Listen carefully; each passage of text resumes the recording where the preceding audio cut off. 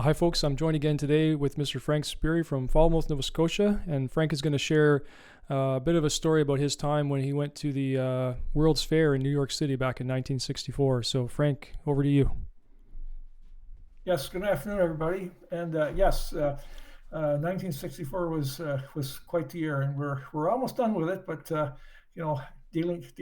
the Army to Cyprus and then going to Norfolk, Virginia to try the A4Es, and then back to St. John, New Brunswick, 18 months refit for the Bonnie, so we can get her back and seaworthy again.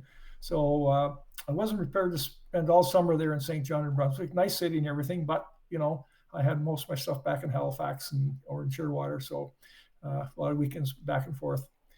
But I made a decision to go to the New York's World Fair. It was something on my mind. I thought, gee, what a great thing to do. So I took my whole month, 30 days leave, and headed for New York City. So I bought a return bus ticket to there and back. I forget what it was, $25 or something. Anyways, overnight trip. Okay. And the bus terminal was right at Times Square on 42nd Street. So away I go, and I get down there. I'm in summer uniform, so I got my navy blues on, I got my hat on, HSCS Bonaventure, canned on my shoulders, and away I go. So I get off the bus and ready to go. So I go to the USO, which is a United States organization for their Canadian military and their families, which is a very, very good organization. So I went to see them and told them who I was and where I was from. And I said, where can I find a place to sleep? And she said, no, not here, but we're going to send you down to Fifth Avenue on 33rd,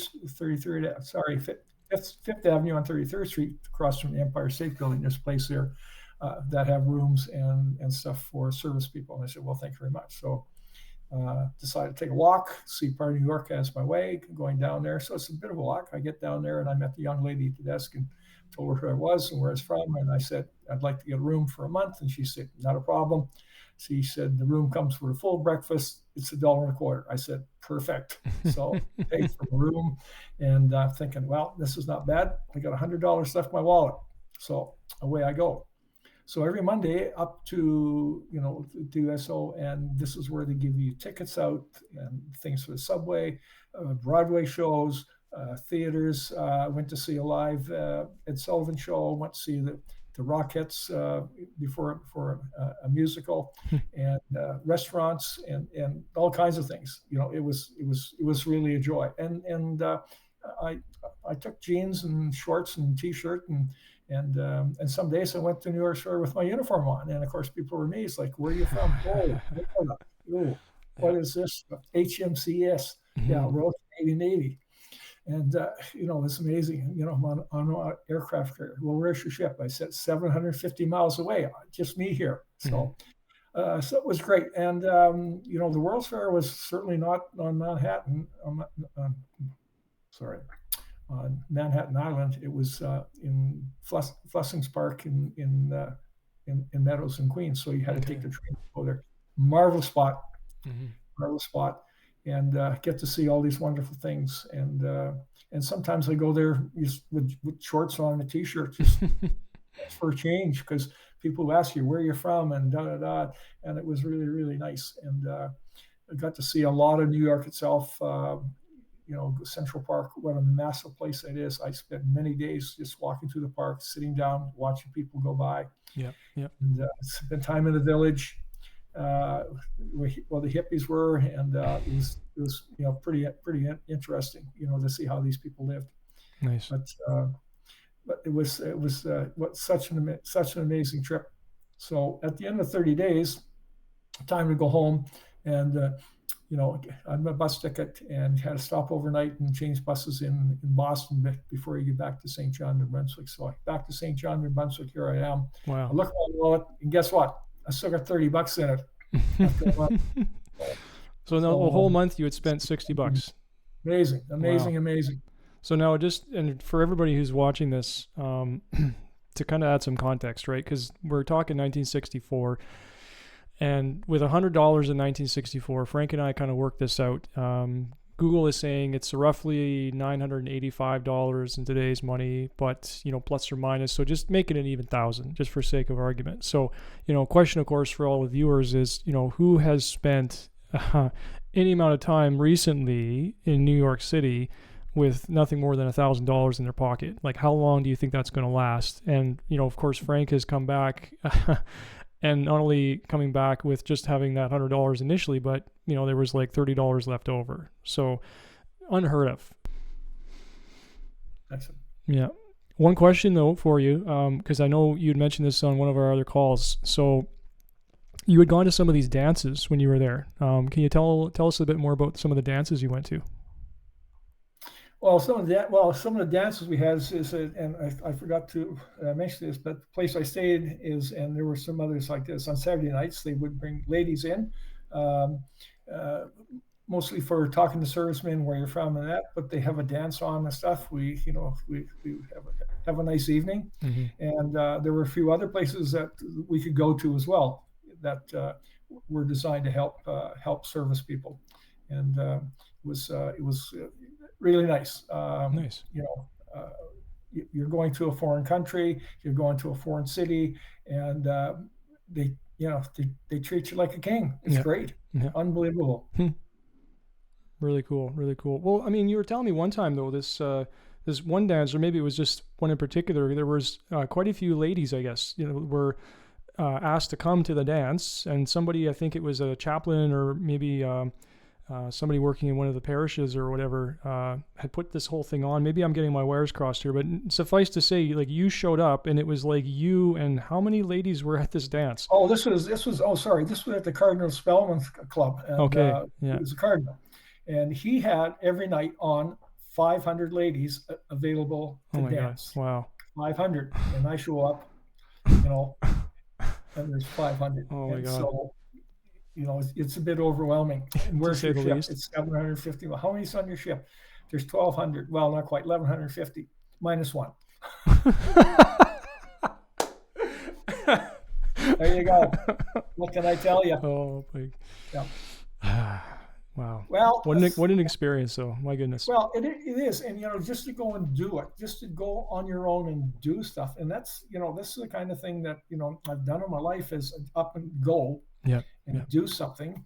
And people say, do you plan? Yeah, I did. I had a plan, and the plan worked. I got back. I was safe. I had a great time. Yeah. And it was great. And in those days, New York City was a very safe city to go in. Okay. And not so much later when the gangs took over.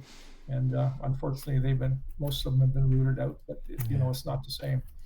And a lot of cities have gone through those things, which is not fair. But in those days, it was I could call it wide open. I mean, go down the village and see how the hippies live, and the way they live versus the way we live. Yeah. And it's go to see and just be able to walk through Central Park and sit there and put your feet up on a bench and sit and relax and watch people come and go, and go up to the Italian district north of there and go and have a great nice meal in an Italian restaurant. And, it was an enjoying experience. I was not scared at all. Yeah. So I mean, it wasn't a place where you have to watch your back. Yeah.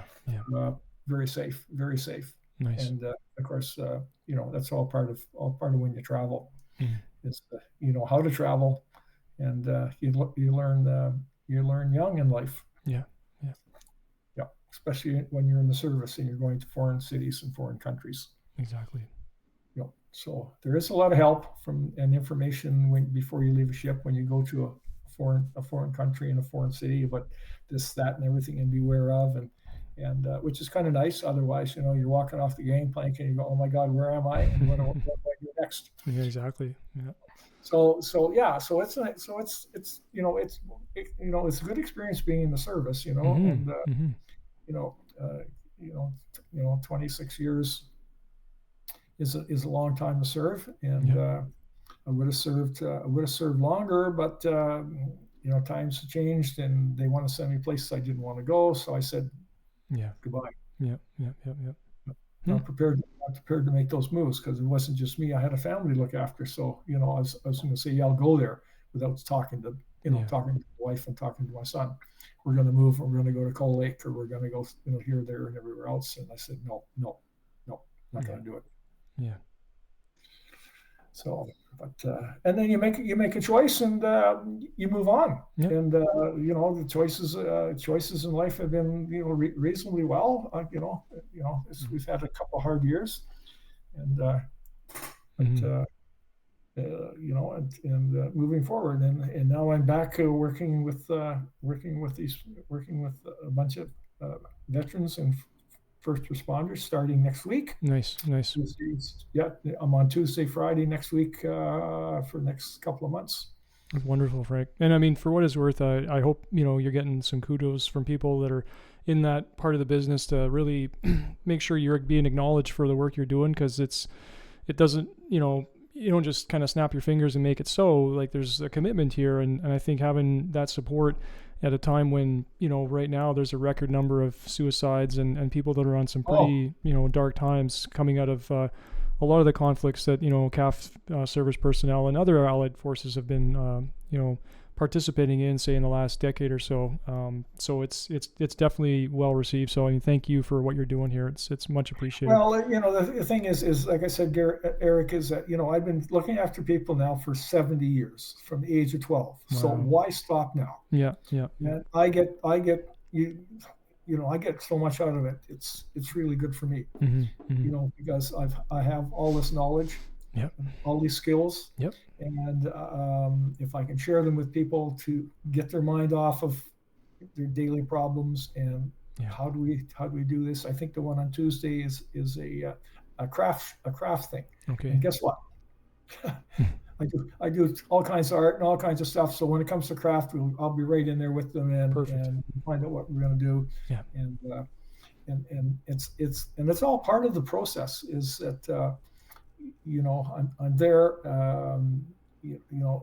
going through all the things that they do, and we work as a team. Yeah. And it's all about learning. Yeah. And they'll ask, in part of the thing they'll say, tell us about one of your episodes and what have you done, and I do that. Yeah. And and most of them are on LinkedIn, and of course I'm on LinkedIn, like you as unbelievable. Every 2 weeks I get the most impressions. Every 2 weeks. Nice. Most people read what I've written. Yeah. It's amazing. That's awesome. Well, these people are paying attention.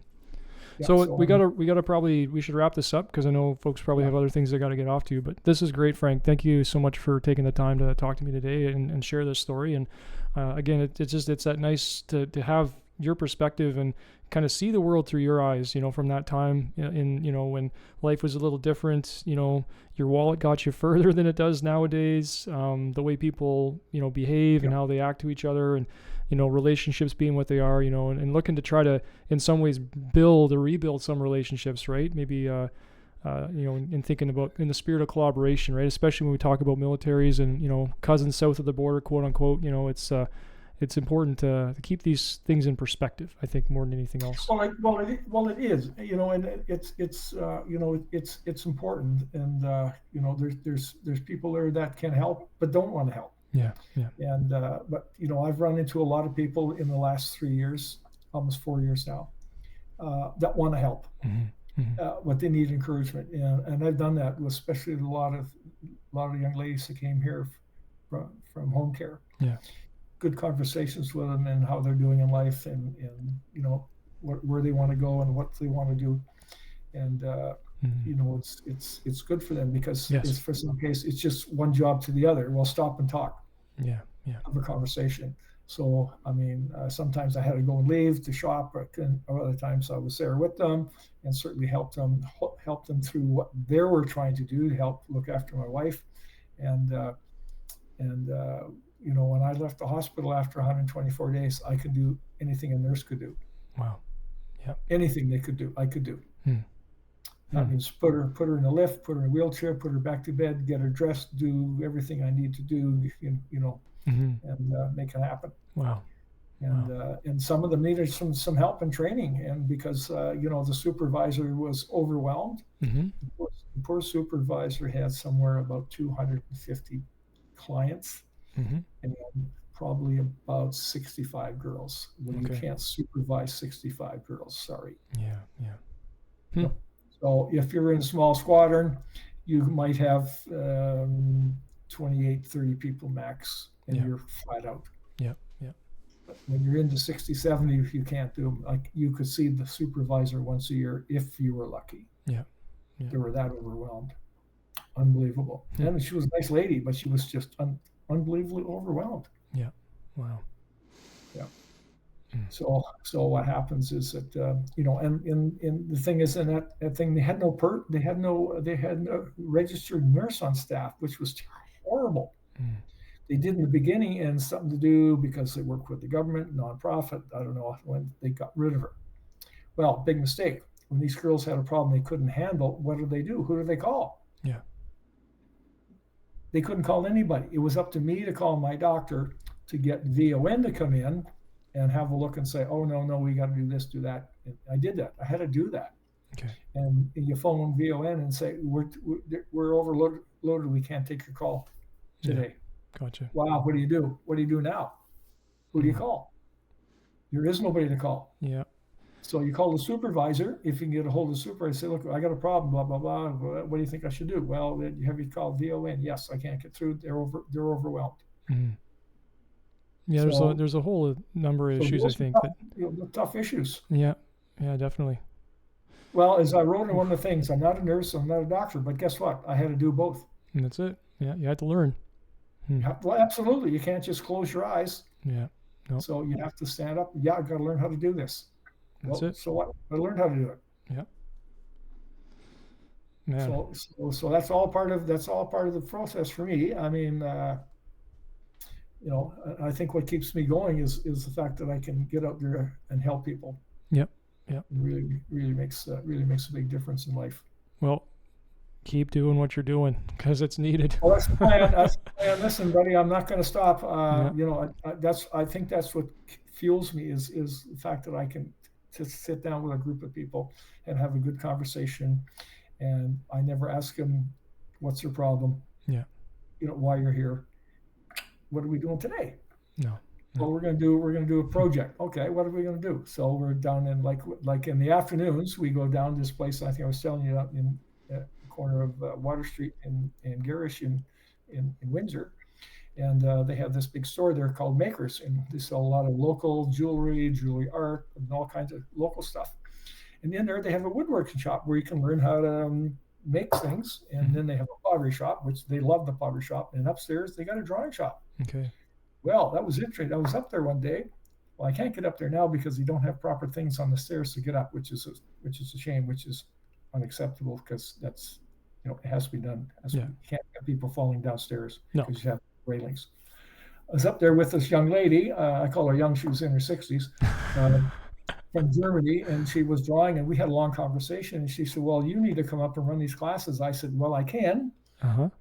But I said, she said, yeah, because I'm going back to Germany now for a month or two. And she said, I won't be back for a while. And somebody has to run these drawing classes. I said, well, she said, yeah, you're the guy. But I said, I don't know if I'll even get up those stairs. That's my problem. Wow. I said, you can't do that. If somebody falls down those stairs, you got a serious problem. You need a railing. Yeah, it's definitely a safety issue. You need the railings, and I've learned this one the hard way.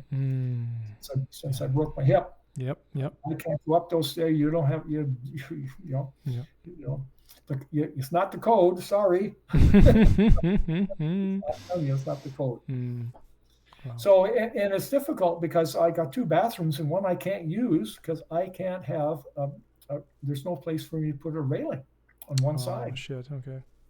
So I could modify it, and I may have to do it because I got to run to the other one, which is kind of stupid, but I do have well, I could switch them around and put a railing on them. No, I still can't do it. Yeah.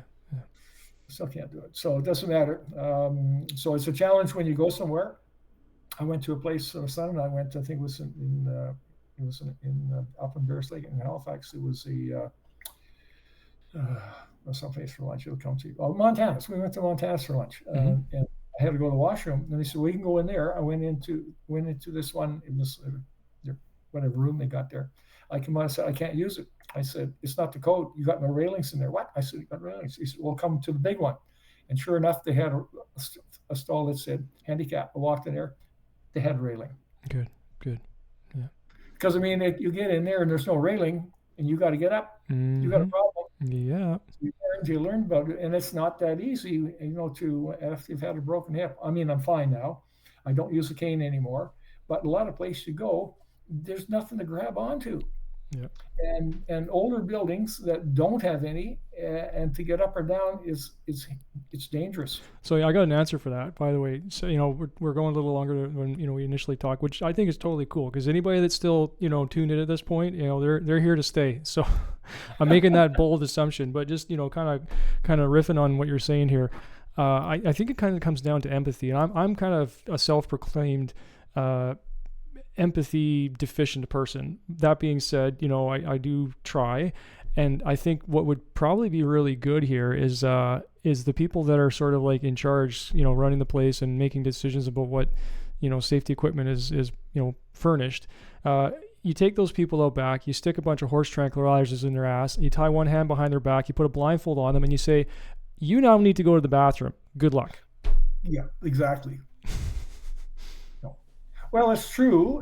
And coming into some of these older buildings, like there's nothing out front to grab onto. Like we have a beautiful bakery downtown here in Windsor, and there's 3 steps to get up. Well, the steps are almost a foot high, and there's nothing to grab onto. Oh, wow. Nothing. So guess what? I can't get in there. Like even using a cane, I can't get in there. Wow. I need a railing to hold on to. There's no railing. Yeah. So these places, I don't know how they get a license. It was vacant for years. These people bought it. This young couple bought it. They're doing a great job. But to get in and out, it's a hazard, because if you fall, you'll fall right on the sidewalk. Yep. Well, and last time I checked, it's you're in Nova Scotia, and like last time I checked, when I lived there, there was more than the odd time where you get a bad storm, and then middle of wintertime rather, all of a sudden now it's like, all right, wake up, and you got your rain first thing, then you got your snow, then you got more rain, then you got a little sunshine maybe if you're lucky, and then you get back to more rain, and so forth, and so you deal with that in a day, and don't fall, just don't fall, right? Yep. Well, guess what? Here we finally we got rain after 2.5 months. We were on water restriction. You couldn't water your grass. You couldn't do this. You couldn't do that. The water was so bad. It's off. Wow. The water's up, and it's still raining now. It's been raining now for a month, every day. I don't mind a little bit, but sometimes it gets ridiculous, and it gets to freezing point. I went out the other day, I had ice on my car, so I've got to switch my cars around now. I'm taking the old one out, I'm putting it on this side of the driveway, and I'm hooking up a trickle charge to it. I'm putting a cover over it. It's going to sit there all winter. Nice. My new one's going in the garage, so I don't have to worry about, I got to shovel, I got to do this, I got to do that. Yeah. I've got to hire somebody to come and shovel my driveway. You can't use a plow, because where's the plow going to take it? It needs to be shoveled. Yeah. And of course, I got one neighbor there. He'll help me, but the guy he's bull in a china shop. And I want $30 to driveway. I'll give you 10. Like, come on, buddy. Yeah, he knows I'm getting paid, but I mean, how long is that going to last? The way he wants to come in and shovel my driveway, it's not going to happen. There you go. And to hire somebody here, they're all seniors. So what am I going to do? So I don't have to shovel a lot. If it's really bad, I'll just wait a day or two. It's no big deal. Yeah. Just it. So you got to plan ahead. That's it. Yeah. Well, that's it. So he wanted to cut my grass, and I said, when you learn how to cut the grass at 4 inches, you can cut it. He cuts my poor neighbor's grass at 1 inch, and I'm looking at it out my window now, and it's dead brown. I'm looking at mine. It's cut at 4 inches. I cut it myself, and it's green. My grass is green. I just cut it last week. There you go. Green. Yeah, that's the secret. So, well, and he said, who told you? I said, my son told me, Peter. You met Peter. Yeah, he's a landscape architect. He said, Dad, 4 inches. I'm telling you, 4 inches, not an inch. That's it. Yeah. No. He cuts it an inch. No, he's a landscaper, all right. Yeah, That's it. sure. You got you're a landscaper with a bulldozer. All right, listen. Let's see how this is going to turn out. Yeah, for sure. I'm excited. Yeah. Well, yeah, it's interesting, and we'll see how the second one goes, and and it's all about going, seeing, experiencing, something I never did in my life, to do that. Yeah, that's it. Just go off for a month to a place I've never been before, going there, not know where I'm going to stay, knowing that I'm going to go to the USL That's it. for help, and you take the leap. Mm-hmm. Yeah. You take the leap. You do. Go. I bought the return ticket. I'm going. Yeah. It's overnight. You change buses in Boston. You take a different bus. Get off this one, go to another one. Away you go. Bing, bing. And nothing wrong with St. John, New Brunswick. I mean, it's a nice place. It's old, needs some help in some spots, but lots of ladies in those days. Lots of ladies and lots of good times. But go to New York and go to the World's Fair and just say, I've been there. I've done it. Yeah. No, I've done it. And those are kind of things, like we were in Berlin, and we wanted to go to the restaurant in the World Clock Tower, and it's in East Berlin, not too far from the Vandenberg Gate. So I was told that it would take 6 weeks to get in there. So wife and I are there, and ahead of us was this couple of, they were from Wales, and the guy came down. He said, "You guys waiting to go up?" And he said, "Yeah, the 4 of us are." But I said, "They're here ahead of me." "Well, I'll take them up. You come down in 10 minutes. Come on up. No problem. You got room?" "Yeah, we got room for you." Right on. So we were there for probably 3 hours. Had a nice supper. It was getting dark, and then lights come on, and you're in East Berlin, and being in East Berlin, and I was in Berlin, or not Berlin, in Germany back in '62. We were actually at the front. Mm-hmm. We're at a German naval air base where we were at. Got off the ship and went there. And it was interesting. We were right at the front during the time, and the barriers were there, barbed wire was there, the towers you could see here, and they'd be waving at you, come over. In the middle was just landmines and big hunks of concrete. And when we went there the second time, my wife and I went there, and there was pieces of the wall left, like souvenirs, the wall standing, and we stayed. Our hotel was in East Berlin. Oh boy. So in the next day, I said, listen, we're almost. I said, look, we're here at Checkpoint Charlie. Stay here. I go back and get batteries for my camera. Batteries are good. I'll be back in about 15 minutes. Okay, I'll stay here. And of course, what they did, they had people dressed up as actors, as it was in the day for Checkpoint Charlie. Okay. In uniforms and stuff. So I come back. I looked around. Somebody said, "You looking for your wife?" I said, "Yeah, she's in there shopping." I said, "Okay, that's fine, no problems." So where are we again? I said, "Get my batteries." "What do you think?" She's what do you know? She's, "I'm shopping." So, but amazing, to go there after pieces of the wall left, and you can see where pieces of building were left, and people lived on that side, with the wall and barbed wire, and you have to think about, oh my God. How did they survive? Yeah. How did they survive? Yeah. And it was quite the thing. Berlin's quite the city. It is quite the city. And of course, we spent. And usually, what we do when there's a river like goes through Berlin, the Spree, I think it is. Anyways, we always go on a river cruise and see more of the city that way. Go up and down the river. Done that, and we did that in Scotland. We were in Aberdeen. We went up the river, up where the Queen had her mansion and stuff up in the hills, and her little church. And and a couple of the places where we go. In Germany, another one. Germany, we went up, and I'm trying to think where it was. It'll come to me in a minute. A lot of cities. Spent a lot of time in Germany, traveling France as well. And which is nice. Cool. Been to Paris a couple of times. Love Paris, nice city. People say it's dirty. No, I said no, it's not dirty. It's like every city's got a dirty spot. That's it. That's it. And I said, by the way, when it comes to all this stuff, recycling, guess who did it first? Parisians in Paris. They used to go around, they call them rag pickers, and they go down alleys picking rags and cans, and still do today with bicycles with a little thing on there. They've been doing this stuff long before we ever talk about recycling. Wow. I said, every city's got a dirty spot. Paris is very clean, very safe. Nice. But I said, how do you know? I've been there twice.